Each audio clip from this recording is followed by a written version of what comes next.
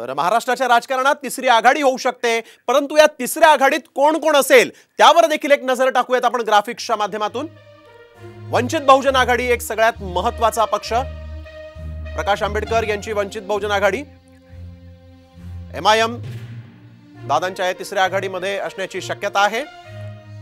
प्रहार जनशक्ती बच्चू कडू हे देखील दादांच्या तिसऱ्या आघाडीत असू शकतात अशी शक्यता सध्या आहे। तुपकरांची शेतकरी संघटना देखील तिसऱ्या आघाडीमध्ये जाऊ शकते।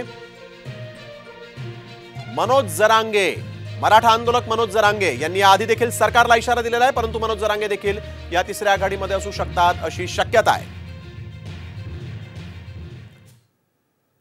तर आम्हाला तिसऱ्या आघाडीबाबत माहित नाही असं आत्रामांनी म्हटलेलं आहे। आम्ही महायुती म्हणूनच लढणार असं बाबा आत्राम म्हणालेले आहेत। अजित पवारांची तिसऱ्या आघाडीसाठी चाचपणी एकीकडे सुरू आहे, परंतु आम्हाला या तिसऱ्या आघाडीबद्दल माहित नाही, आम्ही महायुती म्हणूनच लढणार असं बाबा आत्रामांनी आता या ठिकाणी स्पष्ट केलेलं आहे। आम्हाला तिसऱ्या आघाडीबाबत माहित नाही असं आत्राम म्हणतायत।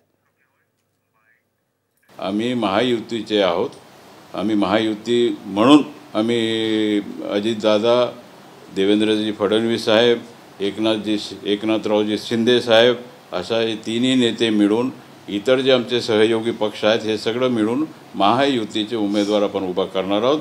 ते दादांनी कालच्या मीटिंगमध्ये सांगितलेलं आहे। आणि काय असा प्रकारचा काय हे जे तिसरी आघाडी, आम्हाला तिसरी आघाडीची आवश्यकता नाही, आमची महायुती भक्कम आहे।